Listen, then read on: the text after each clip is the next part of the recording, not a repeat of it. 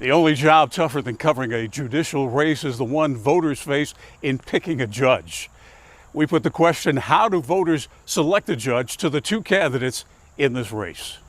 What do you tell voters? What do you tell people? How do they pick? It's so difficult. How do they pick who to vote for in a judicial race? I think two things are important. One is they should look at the experience of the candidate. Trey Allen. Trey Allen, the Republican in this race, says his experience includes his current job as general counsel for the North Carolina courts. He previously worked as a professor at UNC's School of Government.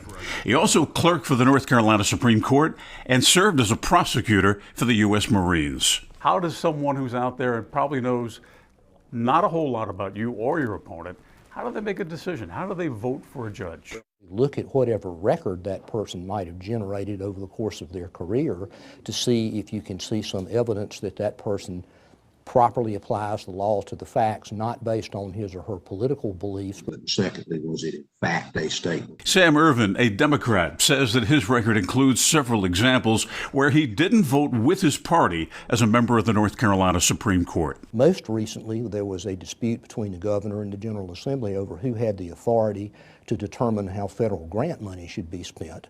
And I voted that the General Assembly had that authority, not the governor. Both candidates say there's no room for politics on the court and point to their judicial philosophy as cues to help voters decide which candidate they should select. I think judicial philosophy really matters.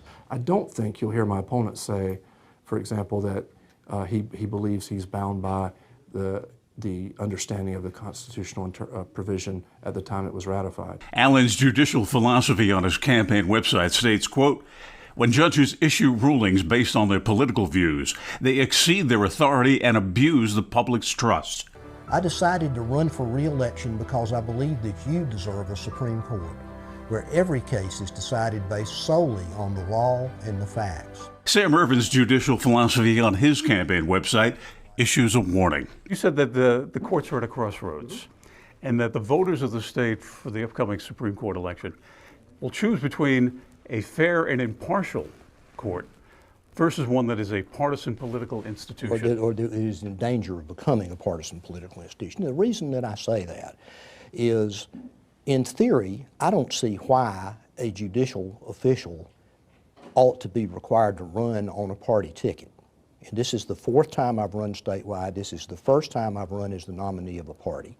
And I don't think labeling us that way tells voters anything about what we're supposed to be doing. Do you think that our judicial races should identify the candidates by their political party? That's a tough question. I really do think that's one for the legislature. Allen says a judge's political affiliation on the ballot gives the voter some information about the candidate. For me, the R beside my name, what I would want people to take away from that is that I believe that judges should be restrained in their rulings. One thing the candidates share in common, both have raised a lot of money for this campaign. How much money have you raised for your campaign? I don't even know right now. You know, I suspect if it was over $900,000, I think the last time I looked, it should be more than that. You know, I don't know the exact total right now. I mean, people have been generous. I think we've raised somewhere around $700,000. Are you concerned at all about the money that's being spent on politics in judicial races? I do have some concerns about it. I will say more money, as far as I can tell, is being spent on my opponent than on me. But it is a political race in our system. If you're going to be a judge in this day and age, you've got to accept the fact that you also have to be involved in increasingly competitive, more expensive, more hotly contested races than was the case 50 years ago. Democrats currently hold a 4-3 advantage on North Carolina Supreme Court. Bill O'Neill, WXII 12 News.